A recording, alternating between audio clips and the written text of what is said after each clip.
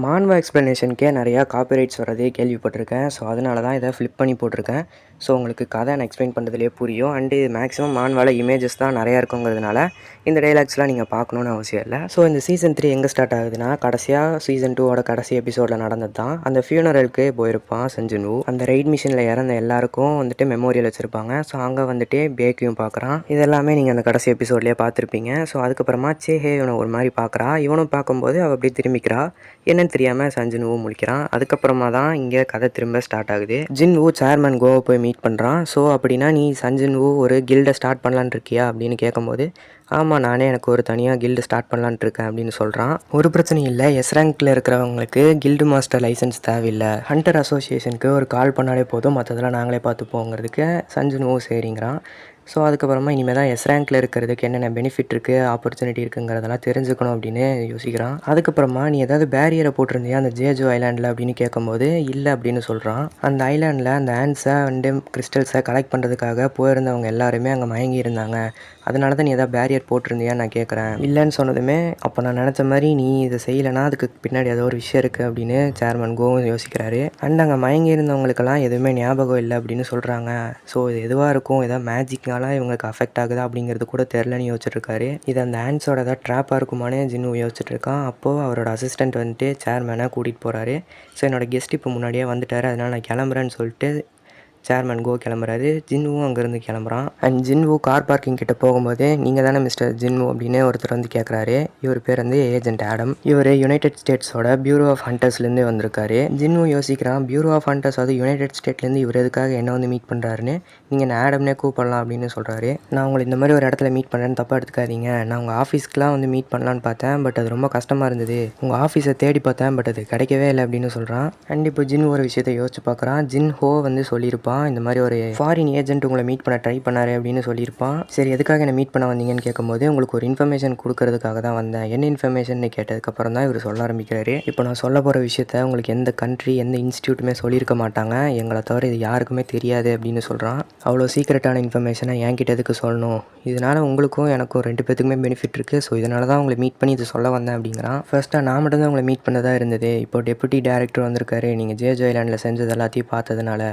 So இதனால் இப்போ நீங்கள் வந்துட்டு எங்கள் டெப்யூட்டி டைரக்டரை மீட் பண்ணுறதுக்கு என் கூட வரணும் அப்படின்னு சொல்கிறான். என்கிட்ட நீ ஏதோ இன்ஃபர்மேஷனை தான் சொல்ல வரேனே, அந்த இன்ஃபர்மேஷனும் ரிலேபிளாக இருக்கிற மாதிரி தெரிலன்னு ஜின்வு சொல்கிறான். சரி நான் போகிறதுக்கு முன்னாடி உங்ககிட்ட ஒன்றே மறக்காமல் சொல்லிட்டு போயிடுறேன், அப்கிரேடர் அப்படிங்கிற ஒரு விஷயத்த சொல்லணும் அப்படின்னு தான் இருந்தேன் அப்படிங்கிறான். இந்த அப்கிரேடருங்கிறவங்க அவக்கன் ஆனால் ஒருத்தவங்களோட எபிலிட்டியை மறுபடியும் அவக்கன் பண்ணுறதுக்காக யூஸ் பண்ணுறவங்க தான் இந்த அப்கிரேடர். இதை கேட்டதுக்கப்புறமா ஜின்வும் ஆடம் கூடிய அந்த இடத்துக்கு வந்துடுறான். அண்ட் அங்கே டெப்யூட்டி டைரக்டர் மைக்கேல் கார்னரை மீட் பண்ணுறான். 2 பேரும் இன்ட்ரடியூஸ் பண்ணிக்கிறாங்க. அதுக்கப்புறமா பேச ஆரம்பிக்கிறாங்க. மைக்கேல் இருந்துட்டு சொல்கிறான், நான் டேரெக்டாக விஷயத்துக்கு வந்துடுறேன், இந்த பேப்பர்ஸ் தான் அமெரிக்கன் சிட்டிசன் ஆகிறதுக்கான ஃபார்மாலிட்டிஸ் அப்படின்னு சொல்கிறாரு. இந்த ப்ராசஸ் முடிக்க கிட்டத்தட்ட 1 to 2 years ஆகும். பட் இதை உனக்காக நான் நீ ஒரு வேர்டு சொன்னால் போதும், ஒரு செகண்டில் உன்னை அமெரிக்கன் சிட்டிசனாக மாற்றி காட்டுறேன் அப்படிங்கிறாரு. ஜின்வும் பார்க்குறான், நான் இங்கே ஆடம் வந்துட்டு ஏதோ இன்ஃபர்மேஷன் நீங்கள் சொல்லுவீங்கன்னு சொன்னார், அதாவது அவக்கன் பண்ணுறவங்கள மறுபடியும் அப்கிரேட் பண்ணி அவக்கன் பண்ணுறவங்க அப்படின்னு ஏதோ சொல்லிட்டு இருந்தாரு அப்படிங்கிறான். இதெல்லாம் ஃபஸ்ட்டு பாசிபிள் அப்படின்னு ஜின்வு கேட்குறான். உனக்கு ஒரு உண்மையை சொல்லணும்னா அப்படி செய்கிற அந்த பர்சனே இப்போ இங்கே தான் இருக்காங்க, மிஸ்டர் செல்னரை இந்த ரூமுக்கு வர சொல்லுங்கள் அப்படின்னு சொல்கிறாரு. அப்போ ஒரு லேடி அங்கே என்ட்ரி கொடுக்குறாங்க. ஒரு ஹண்டரை அவரோட லெவலில் இருந்து அதிகமாக எக்ஸீட் பண்ணுறதுக்கு இந்த உலகத்தில் ஒரே ஒருத்தரால் மட்டும்தான் முடியும். அண்ட் அதுதான் மிஸ்ஸஸ் நாமா செல்னர். அவங்களும் உள்ளே வராங்க. அண்ட் ஜின்வும் அவங்களோட அட்மாஸ்பியரை ஃபீல் பண்ணுறான். அது கொஞ்சம் கம்ப்ளீட்டாகவே டிஃப்ரெண்ட்டாக தான் இருக்குது மற்ற அவக்கனஸ்லேருந்து. அண்ட் இவங்களும் வந்ததுக்கப்புறமா அவங்க எபிலிட்டியாக எக்ஸ்பிளைன் பண்ண ஆரம்பிக்கிறாங்க. நீ எப்படியோ நம்ப மாட்டே, பட் இதை ஒரு டைம் நீ எக்ஸ்பீரியன்ஸ் பண்ணிட்டீங்கன்னா போதும், உனக்கு வேறு சாய்ஸே இல்லை, இதுலேருந்து நீ மாறவே மாட்டே அப்படின்னு சொல்கிறாங்க. உனக்கு ஏற்கனவே தெரியும் எல்லா ஹண்டர்ஸ்க்குமே ஒரு லிமிட் இருக்கும். அண்ட் அந்த லிமிட்டை அவங்களால தாண்டவே முடியாது ரீஅவக்கனிங் ஆகிற வரைக்கும். ஸோ உன்னால் உன்னோட ரேங்கை எப்படியோ இன்க்ரீஸ் பண்ண முடியாது. இது ஒரு ஹண்டருக்கான பேசிக் நாலேஜ் தான். பட் இதை என்னால் மாற்ற முடியும், அதுக்கான எபிலிட்டி தான் என்கிட்ட இருக்குது. உன்னோட ரேங்கை என்னால் கிட்டத்தட்ட 3 stages வழியாக இம்ப்ரூவ் பண்ண முடியும். இதை ரீஅவக்கனிங்னு சொல்ல முடியாது, பட் அவங்களோட பொட்டன்ஷியலை என்னால் இம்ப்ரூவ் பண்ண முடியும். இதை ஒருத்தங்க மேலே அவங்க யூஸ் பண்ணிட்டாங்கன்னா அதுக்கடுத்து இவங்களுக்கு ரொம்ப நாளைக்கு ரெஸ்ட் தேவைப்படும். ஸோ இதனால் ஒரு இயற்கையே சில பேருக்கு மட்டும்தான் இதை வந்து அவங்களால செய்வாங்க. ஓகே, இது எந்த அளவுக்கு எஃபிஷியண்ட்டாக இருக்குங்கும் போது ஒருத்தரோட பவரில் இருந்தால் அவங்கள 20%க்கு இன்க்ரீஸ் பண்ண முடியும். அண்ட் இந்த 20 to 30%ங்கிறது நீ நினச்சி பார்க்க முடியாத அளவுக்கு இருக்கும். டாங்ஸும் பார்த்தீங்கன்னா இதே மாதிரி தான் அவக்கன் பண்ணியிருப்பான். இப்போ உனக்கு புரியுதா அவன் உங்கள் கண்ட்ரிலேருந்து அமெரிக்காவுக்கு வந்தானே. இதை வெளியே யார்கிட்டயும் சொல்லிடாத, ஏன்னா மற்றவங்களுக்கு தெரிஞ்சதுன்னா அவங்களும் நிச்சயமாக இது வேணும்னு சொல்லி நினைப்பாங்க. அண்ட் நாங்கள் இந்த பியூரோ ஆஃப் ஹண்டர்ஸ் யுனைடெட் ஸ்டேட்ஸில் இருக்கிறவங்க தான் இவங்க இந்த செல்னரோட சேஃப்டி அண்ட் எபிலிட்டியை பாதுகாக்கிறதுக்கு காரணமாக இருக்கும். இது உனக்கு கிட்டத்தட்ட ஒரு கிஃப்ட் மாதிரி சஞ்சன்வு. ஸோ இதனால் இது நீ ஏற்றுக்கோ அப்படின்னு சொல்கிறாங்க. இப்போ நீ யூஎஸோட ஒரு ஹண்டராக மாறிட்ட, அதை சிட்டிசனாக மாறி ஹண்டராக மாறிட்டனா நீ தான் இந்த எபிலிட்டியை ஃபஸ்ட்டு யூஸ் பண்ணுறவனா இருப்ப. அதாவது இவன் மாறினதுக்கு அப்புறம் ஃபஸ்ட்டு யூஸ் பண்ணுறவனா இருப்பான். சரி, உன்னை அவசரப்படுத்த நாங்கள் விருப்பப்படல, இப்போ நாங்கள் அதுலேருந்து உனக்கு ஒரு சின்ன எக்ஸாம்பிளை மட்டும் காட்டுறோன்னு சொல்லிட்டு என்னோட கண்ணை மட்டும் நல்லா பாரு ஜின்வோ அப்படின்னு சொல்லிட்டு அவனோட கையை அப்படி ஹோல்ட் பண்ணுவாங்க. இது என்ன தான் பார்க்குறதுக்கு சிம்பிளாக இருந்தாலும் இதுதான் இந்த ப்ராசஸோட ஃபர்ஸ்ட் ஸ்டெப் அப்படின்னு சொல்லி பார்த்துட்ருப்பாங்க. சஞ்சனுவோ என்ன தான் கொஞ்சம் பார்க்குறதுக்கு கூலாக இருந்தாலும் அவன் இந்த ஃபர்ஸ்ட் ஸ்டேஜை தாண்டிட்டானா அவனே நிச்சயமாக நம்மளை காண்டாக்ட் பண்ணுவான். சப்போஸ் அவன் பொறுமையாலனா இப்போவே நம்மக்கிட்ட ஹெல்ப் கேட்கறதுக்கு நிறையா சான்ஸ் இருக்குது அப்படின்னு சொல்லி அந்த ஏஜென்ட்டும் பார்த்துட்ருப்பாரு. ஸோ இந்த மாதிரி ஒரு நேஷனல் லெவல் ஹண்டராக மாறதுக்கு தான் கியோட்டோவும் வந்துட்டு ட்ரை பண்ணிட்டு இருந்திருப்பாரு. ஆனால் அவர் ஏன் ஃபெயில் ஆனார், அவரோட லிமிட் என்னன்னு சொல்லி ஜின்வோ யோசிச்சுட்டு இருப்பான். அண்ட் இந்த செல்னருக்கு பார்த்தீங்கன்னா ஏதோ ஒரு பிளாக் ஆரா வந்துட்டு ஃபீல் ஆகும். ரொம்ப டார்க்கான இடத்துல இவங்க டீப்பாக போயிட்டே இருக்கிற மாதிரி ஃபீல் ஆகும். அங்கே ஜின்வோட ப்ரெசன்ஸே இவங்களால சுத்தமாக தாங்க முடியாது. பட் ஜின்வோ எதுவுமே செஞ்சுருக்க மாட்டான். அங்கே கூட இருந்த ஏஜென்ட்டு அசிஸ்டண்ட்டு எல்லாருமே கன்னை தூக்கிட்டு வந்துடுவாங்க, சஞ்சின்வோ ஏதோ பண்ணிட்டான் அப்படின்னு சொல்லிட்டு. அதை அவர் டெப்யூட்டி டைரக்டர் வந்து ஸ்டாப் பண்ணிடுவார். நீங்கள் யார் முன்னாடி கன்னை காட்டுறீங்க அப்படின்னு சொல்லிட்டு இருப்பாரு. உங்களுக்கு மிஸ்ஸஸ் செல்னர் மேலே அவ்வளோ அக்கறை இருந்தால் அவங்களுக்கு என்னாச்சுன்னு போய் பாருங்க, அதை விட்டுட்டு சஞ்சின்வோ கிட்ட இந்த மாதிரிலாம் பண்ணுறக்காதீங்கன்னு சொல்லுவார். அப்புறம் போயிட்டு ஜின்வோ கிட்ட சாரி கேட்பாரு. அதெல்லாம் ஒரு பிரச்சனையும் இல்லை, பட் இங்கே என்னாச்சுன்னு இப்போ நான் தெரிஞ்சுக்கலாமான்னு ஜின்னு அப்படியே யோசிச்சுட்டு இருப்பான். இப்போ இங்கே நடந்த மாதிரி தாமஸ் ஆண்ட்ரேக் முன்னாடி மட்டும் இது நடந்ததுன்னா நேரத்துக்கு நம்ம எல்லாருமே செத்துருப்போம், அதை ஞாபகம் வச்சுக்கோ அப்படிங்கிறாரு.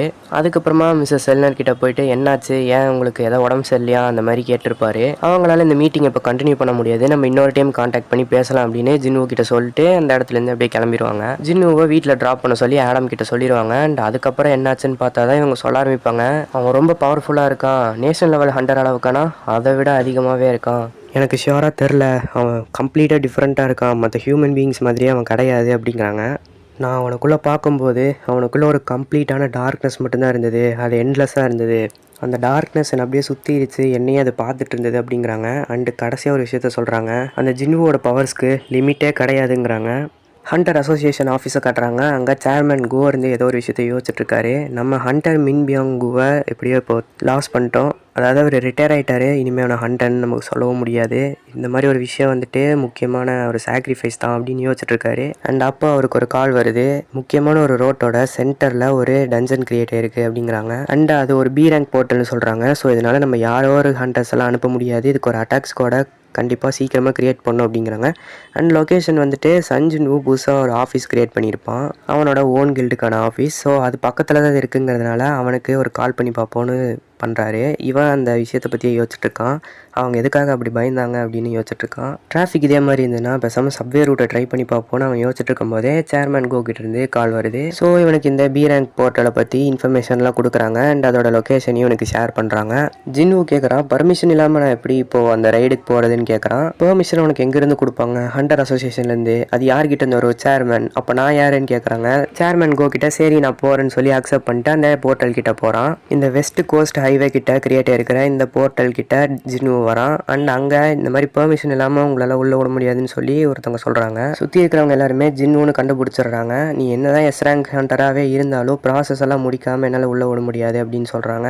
இந்த மாதிரி ஒரு பி ரேங்க் கேட்டுக்கு கரெக்டான மெம்பர்ஸ் இல்லாமல் உள்ளே விட முடியாதுன்னு சொல்லும் போதே இவன் அந்த ஃபோனை கொடுத்து இது உன்னால் இக்னோரே பண்ண முடியாத ஒருத்தங்க தான், நீ பேச அப்படின்னு சொல்லி சேர்மன் கிட்ட பேச வச்சிடறான். சரின்னு சொல்லி பர்மிஷனும் கிடச்சிருது, இவன் உள்ளே போயிடுறான். ஜின்வு உள்ளே என்டர் ஆன அடுத்த நிமிஷமே அந்த கலர் மாறுது, இது ஒரு ரெட் கேட்டாக மாறுது. அங்கே இருந்தவங்களுக்குலாம் ஷாக்கு, ஏன்னா அது ஒரு ரெட் கேட் அண்ட் உள்ளே போயிருக்கிறது ஜின்வு மட்டும்தான். ஜின்வு உள்ளே போனதுக்கப்புறம் அந்த போர்ட்டல் அங்கேருந்து மறைஞ்சிருது. ஸோ இது ஒரு ரெட் கேட்னு ஜின்வு கண்டுபிடிச்சிட்றான். அதுக்கப்புறமா தான் சீசன் 2ல் நம்ம பார்த்த கடைசி சீன் இந்த இடத்துல இருக்குது. அண்ட் அவங்க அம்மாவை பற்றி யோசிச்சு பார்க்குறான். அவங்க அம்மா இதுக்கு எல்லாத்துக்குமே ஒத்துப்பாங்க, ஏன்னா ஒரு ஹண்டராக இருந்து மற்றவங்களோட உயிரை காப்பாற்றணும் அப்படிங்கிறது தான் அவங்களோட ஆசையுமே. சரி ஓகே, இந்த ரெட் கேட்டில் இருக்கிற வேலையெல்லாம் நம்ம ஒரு நாளில் முடிச்சுட்டு கிளம்பிடலாம் அப்படின்னு ஜின்வு பிளான் போட்டு அங்கே சமன் பண்ணுவான் அவனோட ஷேடோ ஆர்மியை. இதுக்கப்புறம் நடக்கிற எல்லாமே அந்த கடைசி சீனில் காட்டியிருப்பாங்க. சில முக்கியமான மாங்கா பேனல்ஸும் இங்கே சூப்பராக இருக்கும். அவனோட ஷேடோ ஆர்மியை வச்சு அங்கே இந்த மான்ஸ்டர்ஸ் எல்லாரையுமே அழிச்சிருவான். அண்ட் அதுக்கப்புறமா அந்த மான்ஸ்டரோட ஹெட் வரும்போது அவன் வந்துட்டு மற்ற சோல்ஜர்ஸை கூப்பிடுவான், பட் யாருமே வரமாட்டாங்க. கடைசியாக அவனையும் பார்த்திங்கன்னா அடித்து போட்டு இங்கேருந்து ஜின்வோ ஐகானிக்கான அந்த மாங்காய் பேனலில் நடந்து வருவான். இதுக்கு நடுவில் மற்ற ஹண்டர்ஸ் எல்லாம் இந்த ரைடு அண்டு ஹண்டர்ஸ் இந்த வாழ்க்கையை பற்றி என்னென்ன யோசிக்கிறாங்க அப்படிங்கிறதையும் காட்டிகிட்டு இருப்பாங்க அப்படியே சைட் பை சைட். கடைசியாக ஜின்வோ அடுத்த டார்கெட்டுக்கு போகலாமா அப்படின்னு சொல்லி அந்த இடத்துலையே இந்த மான்வாவை முடிப்பாங்க. அண்டு இதுதான் மான்வாலை பார்த்திங்கன்னா சீசன் 1 எண்ட் ஆகிற இடம். ஆக்சுவலாக மான்வாலை சீசன் 1 எண்ட் ஆகிறத அனிமேல 2 சீசனாக விட்டுருப்பாங்க. அண்ட் இதுக்கு அடுத்ததாக ஜின்வோட ஆர்ஜின் கில்ட் ஆர்க் வந்துட்டு ஸ்டார்ட் ஆக போகுது நெக்ஸ்ட் சாப்டர்லேருந்து. ஸோ அதை பார்க்கலான்னு கடைசியாக சில கேரக்டர்ஸையும் அப்படியே காட்டியிருப்பாங்க. இவங்கெல்லாம் யாருங்கிறதையும் வர்ற சாப்டர்ஸில் பார்த்து தெரிஞ்சுக்கலாம்.